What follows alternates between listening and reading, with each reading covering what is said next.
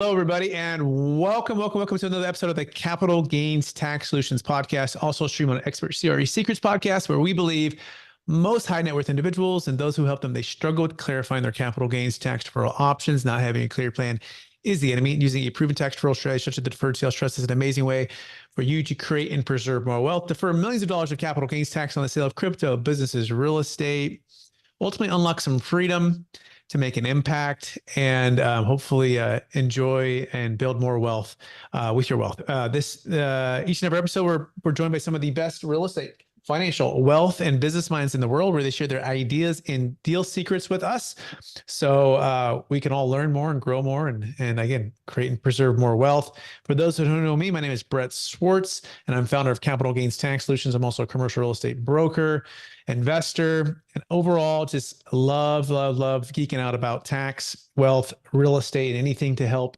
you get an edge in today's world of ever changing strategies and plans. And so I'm excited about our next guest. He's out of the great state of Oregon. Been to Oregon. If you've never been there, you need to go. It's a beautiful place. And this particular gentleman is one of the founders of SMK Capital Management. And he, let me pull up his bio here real fast. He is focused on helping you create and preserve wealth with investment real estate, really cash flow and growth. This particular company, they underwrite hundreds of properties every single month. And they're also looking for opportunities to invest in about 5 to 10 per year.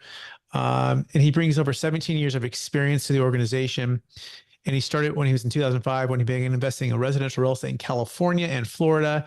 And throughout his entire career, he's been involved in sourcing, underwriting, acquiring, raising capital, rehabbing, managing, basically becoming a real estate expert. And he's going to help us today be a little bit more of an expert. Please welcome to the show with me, Mark Khuri. Mark, how are we doing? Doing well, Brad. Thanks for having me. Absolutely. And for our listeners getting to know you for the first time, would you give us just a little bit more about your story and your current focus? Sure. Yeah. I was in corporate America for many years, Brett. I worked in finance and operations management. Those two experiences and skills meshed well for real estate investing. So I started investing on the side after work. Built a small portfolio, partnering with family members, brothers, parents, that kind of thing. By 2010, went full time, opened up our company, SMK Capital Management, and we've done hundreds of investments since. We focus today predominantly on really more of a private equity real estate investment company. Brett, we partner with sponsors and operators that we have established relationships with in different asset classes and offer our investors access to single asset deals and also funds that we create and customize, really focusing on income and growth in that order. Fantastic. And, Mark, I believe we've been all given certain gifts in this life, and these gifts have been given to be a blessing and help to others. So I'm curious, what was that one or two gifts you believe you were given, and how does that help, how you help and bless people today? Well, math is number one, I'd say, Brett. It's a big part of what we do every day. I think the second one is probably just attention to detail, very detail-oriented analyst by trade. And so I think maybe that's something that I developed or was given as a gift, as you said early on, one of the two. Either way, it helps us every day. Beautiful. With that in mind, let's dive right into the topic at hand, which is cash flow and growth real estate investing. And by the way, if you want to learn more about Mark, you can go to smkcap.com. It's smkcap.com. So Mark, what is the number one secret to cash flow and growth real estate investing? I think the number one secret is to find the right people and opportunities where you have a very high likelihood of earning the projected cash flow and growth that they're showing you. And that is what we do every day. So let's talk about the right people to start, right? So how are you finding the right people? What's the number one secret to finding the right people that you can count on that are going to be bringing you the right opportunities? Yeah, I think networking was a big part for me, Brett. Started networking in 2009 and 10, just meeting a ton of savvy folks in our industry, all with some type of special business strategy they have, whether it be asset class or region or you name it.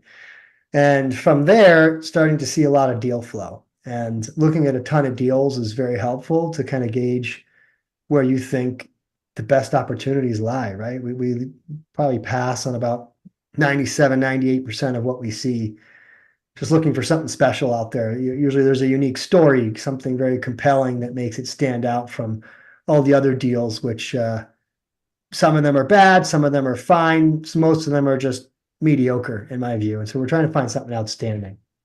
Fantastic. That makes sense. So sort of the networking started with finding and understanding deals as you saw the deal flow and just, I guess, putting in what's called the 10,000 hours, right? I imagine looking at so many deals, you're going to start to find the patterns, see the patterns, right? Pattern recognition of what's going to make sense, what's not, what to say no to, what to say yes to. Before we dive into some of the unique stories that you're seeing in today's marketplace and something that's actually compelling to buy and invest into, what would you say is the next secret to cash flow and growth real estate investing? I mean, diversification is a big one for us, Brett. We spread capital across different operating partners and sponsors, different regions, different asset classes, and even different durations and terms of investment. So the cash flow keeps coming in, and even if maybe some assets might be underperforming, you might have others that are overperforming and others that are just in line with projections. And so the net is to continue to keep going and hitting your numbers. You know, I always thought it was interesting. Like the financial world says that the alternative is the real estate, right? People, right? And that's for alternative investments. And it had like an idea that perhaps are more risk involved, right? And they're like the traditional, more conservative investments. Talk about I guess for those who have been in real estate the way we have for so many years and seen so many deals and the idea of I like how you said diversification, different asset classes like a mobile home park or a multifamily or an industrial in different geographical locations, or maybe it's some lending on some commercial real estate assets. Talk about that overall just concept of moving what I think is the primary way to build wealth, right? That's the most risk adjusted, I think mobile home park, multifamily, industrial, right? Those are some of our favorite food groups for real estate, but just that overcoming people that perhaps came with a more traditional stock market approach. Yeah, I mean, you kind of nailed it, right? So by spreading out your capital, by diversifying, you can ultimately create multiple streams of income, which I think everybody wants, and growth. And so we believe in that wholeheartedly, Brett. It's a big part of our investment thesis since day one. And so we've basically just created different investment offerings and funds over the years with always with that in mind to be able to share that concept and strategy with our investors as well. Excellent. So let's dive into some compelling and unique stories going on, right? Because 2023 was kind of I think a really odd year for a lot of reasons, especially because interest rates went so high and sellers' expectations were perhaps in the 2022 prices and buyers were in 2024. And it's kind of a little more of a stalled transactions over the year. So A, did you find any compelling stories in 2023? B, what was it and how's it looking so far? Yeah, great questions. I mean, we looked at a ton of deals in 2023. We invested in a handful. I can give you some examples. Maybe that's the best way, Brett. Like, hey, here's a deal we recently did.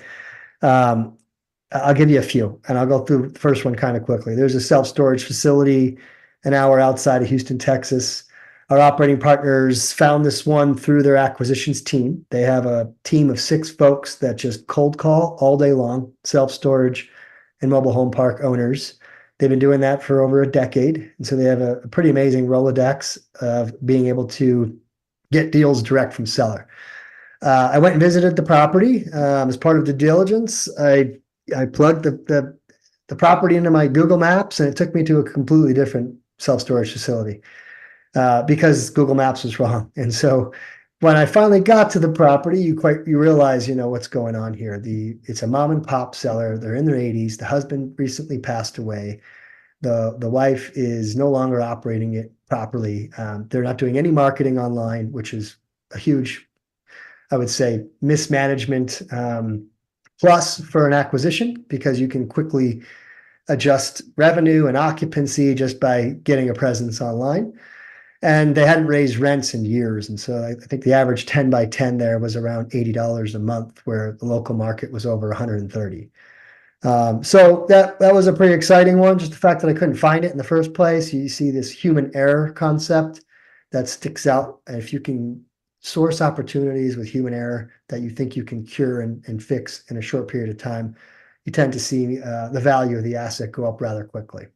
Yeah, absolutely. I mean, that's a pretty compelling one, right? It's yeah, old processes or tired processes, tired landlords that are, quite frankly, satisfied perhaps where they're at, keeping the rents low, keeping people in there, not having to do a whole lot of work, and they're ready to harvest. They're not looking for all that, massive cash flow perhaps that they were relying on when they were building it up.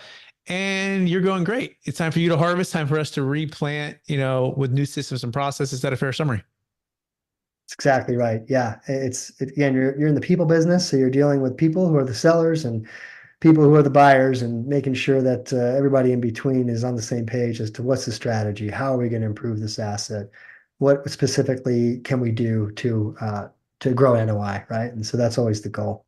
Got it. And so your model, by the way, just so I understand it, is like a fund to fund model where you're finding the people that are tying it up and then or JVing with you, or do you do a little bit of mixture of both? Walk us through how someone might want to work with you to say, look, Mark's curated the best of the best across the country. He's either direct JVing with them or raising capital with or for them. Walk us through what that looks like. Yeah, it's both, but depends on the operating partners that we're working with, the deal that they have, or if they have a portfolio, depending on the size of it. We will create a specific entity for investment and direct the dollars into that investment from our investor group, and then close that investment to new capital. And so predominantly closed-end funds, fund of funds. We also do single asset investing. It really just depends on the ebb and flow of the deals, where we think we want to place money. Okay, good. Anything that's compelling right now, or do you feel like 2024 is finally going to be the year? My belief is it's going to be the best year to buy that we've had in maybe 5 or 10 years, right? At least. And perhaps it'll be the best for the next couple of years, especially. Like, what is your thoughts on 2024 versus 2023? Yeah. I mean, we started seeing some pretty good discounts to peak pricing in 2023, anywhere from 20 to 40% off on some assets over the last 12 months. I think we'll see some more of that, Brett, like you're noting, in the next, call it, couple quarters here, or in early January of 2024. So it is definitely a good time to buy, in my opinion, but it's also very hard to buy. We're still in a situation where a lot of going in cap rates are lower than the borrowing rate, and you have a negative leverage type situation starting from day one. We tend to avoid those deals. We're really looking for positive leverage day one, where there's a nice spread of 100 to 200 basis points, or 1 to 2% between the cap rate and interest rate. And so that allows us to usually start off with positive cash flow on a lot of these deals. And they're just really hard to find today. But I think we'll get more of that. We'll see what the Fed does in the coming quarters here, if they will lower rates or not. But you also have this psychological shift that's already occurred just in the last, I'd say, month or two, between buyers and sellers. With the Fed, they haven't raised rates since May of 2023, and they alluded to in their December meeting that they're likely to potentially consider rate cuts in 2024. So now, there's been a big discrepancy between the bid ask, between what buyers want to pay and what sellers are looking for. And that's caused transactions basically to stop on a lot of sectors. And so I think that will change now that buyers know what their borrowing rate is likely to be in the next 60 to 90 days. They can underwrite a little bit more accurately versus just padding the heck out of everything, and maybe get that bid ask spread a lot closer where more transactions will happen. And there's a ton of money sitting on the sidelines, Brett, trillions of dollars, literally. Just reading an article 2 days ago about how much money is sitting on the sidelines to be deployed into real estate, commercial real estate, in 2024. And so you have a lot of other things going on as well. There's a ton of debt maturing in 2024 and 2025. We'll see if there's going to be a wide range of loan modifications where sellers won't be forced to sell at that time. Perhaps they can extend. We've already started seeing that across different assets in different sectors of the country. And if that does occur on a little bit wider scale, I think you'll see less distress than maybe we're all anticipating or projecting. And then you also have, capital being injected into deals. If there is a light at the end of the tunnel, if a deal's in trouble and you have enough time and you have enough capital, a lot of folks think things are going to probably get better from here on out. So we'll see where it goes. I think it's a great summary. I couldn't agree with you more. It also, yeah, if it really feels like buyers having certainty to execute with dependable financing has been a key component here. I also think on the other side, sellers have uncertainty that they can do something with the capital that would make sense, right? I think a lot of people were not selling because they didn't have a great exit plan. Where are they going to go with the money? If they say it's the mom and pop who, and the husband passed away, maybe they got a stepped up basis or a partial step up for the self storage deal you're talking about. But if they didn't have that, they're going to get hit with massive capital gains tax, or they're going to have to force themselves into a 1031 with the marketplace that was uncertain with interest rates to cap rates, right? That probably like a negative arbitrage, like what you're saying. I feel like a lot of cap rates that we have seen last year were at a negative arbitrage. Obviously, second half of the year started to change more, and that's why I think in 2024 is going to be solid here for those because people are going to need to sell. So, talk about other creative ways that you're structuring deals to make it a win-win for the seller when they exit. Yeah, I mean, sometimes there's assumable debt, Brett, which is helpful, of course. Those deals are harder to find. One of the things that comes to mind I think is worth sharing, is an asset class that we've been investing in through 2023, triple net or absolute triple net industrial sale leasebacks. So bit of a mouthful, but essentially we found this sector to be quite appealing for a couple of reasons. But before I get into that, like what is it? So you have typically a manufacturing business that owns and operates an industrial building. And a lot of times they're getting acquired by private equity companies. But the private equity company doesn't want the real estate. They're acquiring really the operating business. And so they'll sell the real estate and continue to occupy the space and the real estate as a tenant. So what you have here is a situation where if you're acquiring the real estate, usually you'll see 20-year leases put in place with escalation clauses on the rent. So the rent goes up every year between 2 and 4%. That's part of the lease. And it's absolute triple net. So the tenants have to pay for all the expenses, the property taxes, the insurance, repairs, maintenance, utilities, etc. Why is that appealing today? Well, for us, you asked it based on the seller, but the seller is looking for a capital injection. They're looking to get rid of the real estate as a part of their balance sheet and just have the business. A lot of times they're re-injecting those proceeds right back into the business to grow it further.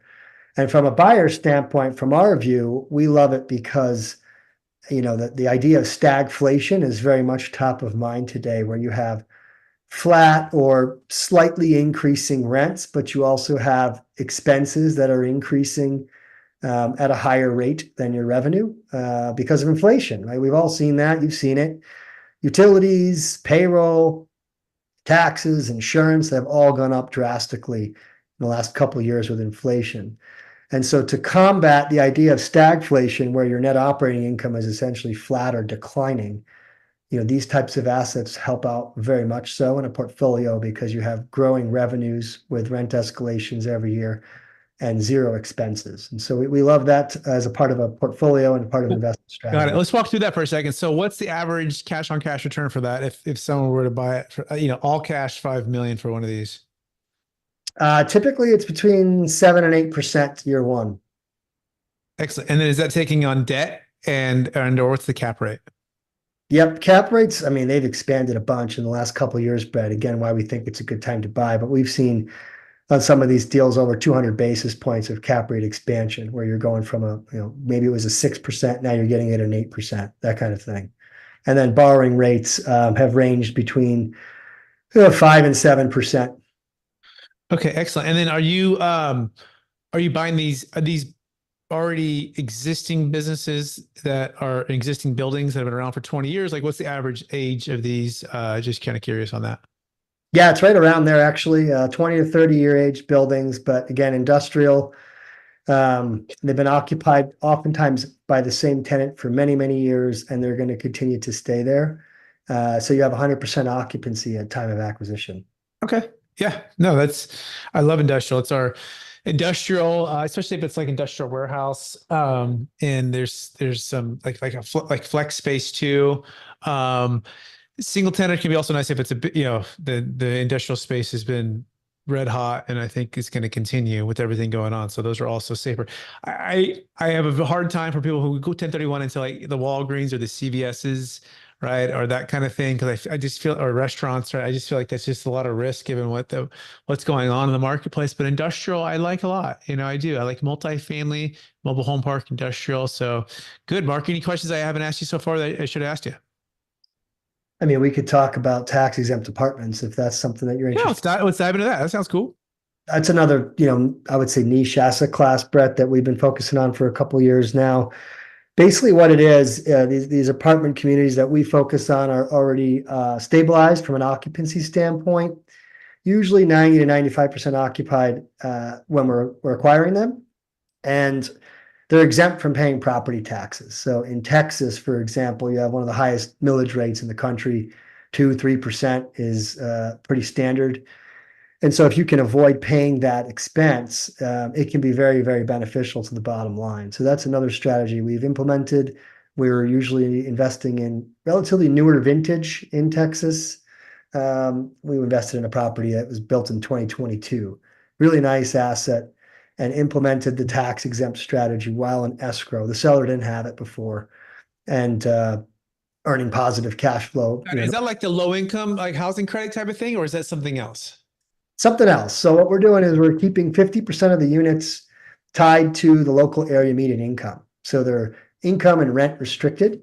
So the rents can essentially only go up so high, but people still need to have a job. They still need to apply for the housing, but you're opening up and creating more affordable housing, affordable by definition, right? You're looking at the local area median income, and you take a percent of that, and that's the limit of where the Got person's. it. What's the percent of that? And then two, how long do you have to be restricted for?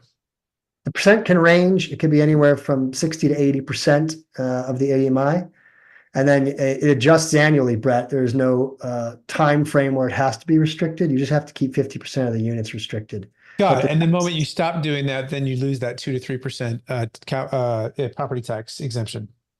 yeah, the property tax exemption is good for 99 years, and it's transferable to the next owner, but you have to keep in compliance where 50% of the units are rent or income restricted.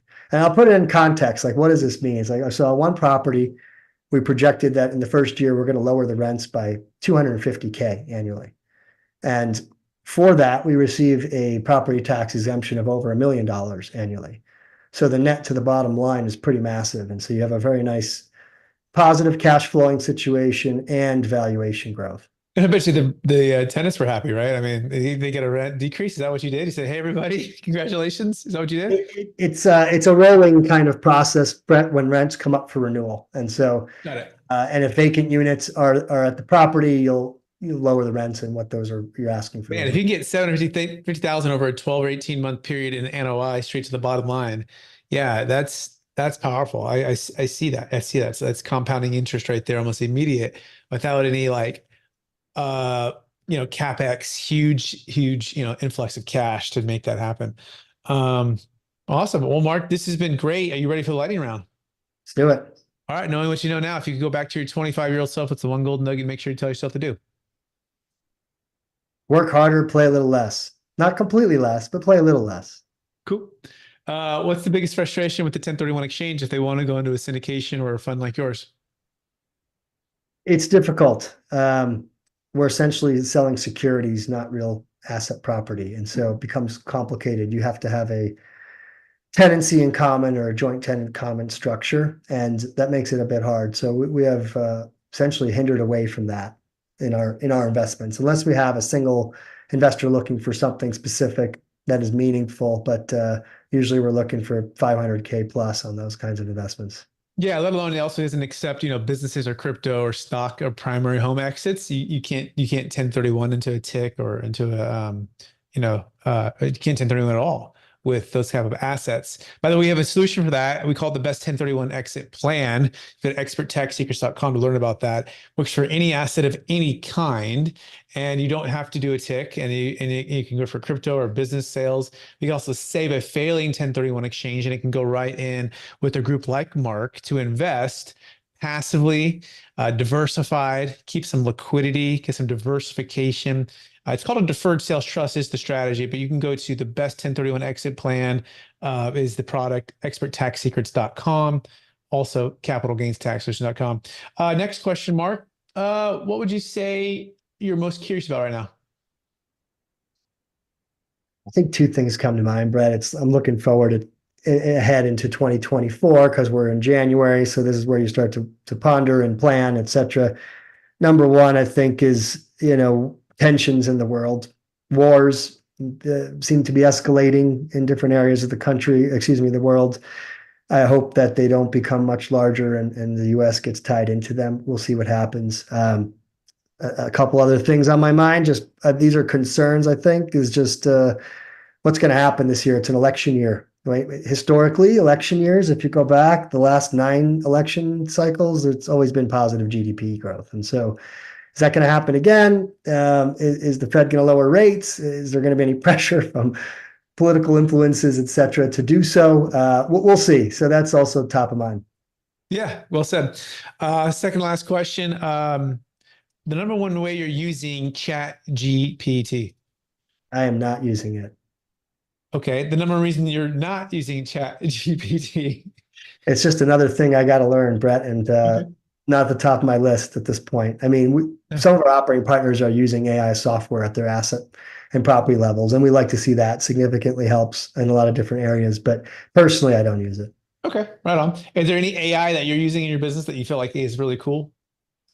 One that a lot of our sponsors and operators started using is Snapped, SNAPPT. It's a fraud detection software for applicants looking for housing, particularly. We've seen a huge uptick in fraudulent applications over the last couple of years, Brett, across different regions, different asset classes, you name it. And so this is a relatively newer software that is AI focused and can detect, fake paperwork, or I should say, altered paperwork. Because a lot of people will find a way. I mean, there's stuff on TikTok that teaches you how to change your pay stub pay amount. It's a little crazy, but that's happening. Wow, good to know. SNAPP? T at the end. Oh, SNAPT. Got it. SNAPPT. PPT. Okay, got it. All right. I'm They glad. couldn't have made it harder, I don't think, to figure that one out. Yeah, well, that's why we did it twice there. So excellent. Last question, Mark. After all your success, helping all the people you've helped build wealth, create wealth in real estate, what would you say is the number one way that you stay centered in your values and stay encouraged to charge forward for reaching even higher heights? It's a bit of an internal drive, Brett. I can't say there's one way or one reason that causes it, but I mean, I wake up every day trying to stay sharp, reading, 1 to 2 hours every day, as much as possible to stay on top of trends and what's going on and opportunities. And that then sharing that kind of information, research, analysis with our investors so that they can also participate and grow and have multiple streams of income. Fantastic. Mark, I want to thank you for being on the show and thank you for sharing your wisdom with us. I want to thank you for your attention to detail and to cash flow and using the gifts of math to help people create and preserve more wealth in real estate investing. For our listeners who want to get in touch with you, would you mind one last time, what's the best place for them to find you? Yeah, I mean, they can register on our website to see our investments. Our website, again, is smkcap.com. And my email as well is info@smkcap.com. Amazing. Thank you, Mark, for being on the show. And I also want to thank our listeners for listening to an episode of the Capital Gains Tax Solutions podcast. Also stream on Expert CRE Secrets podcast, where we believe most high net worth individuals and those who help them, they struggle with clarifying their capital gains tax deferral options. Not having a clear plan is the enemy, and using a proven tax deferral strategy such as the deferred sales trust is an amazing way for you to exit highly appreciated assets. We are just launching the best 1031 exit plan. You can go to experttaxsecrets.com for that. We have a saying around here: friends don't let friends do a 1031 without a backup plan. So you want to make sure you have that backup plan in place. And or if you're selling any other asset of any kind, it has $1 million net proceeds, $1 million gain, go to capitalgainstaxsolutions.com and get started today with building a capital gains tax exit plan. Don't forget the book, Building a Capital Gains Tax Exit Plan, as well. Boom, it's all there. YouTube, Amazon, our website. Get started today. Appreciate everyone.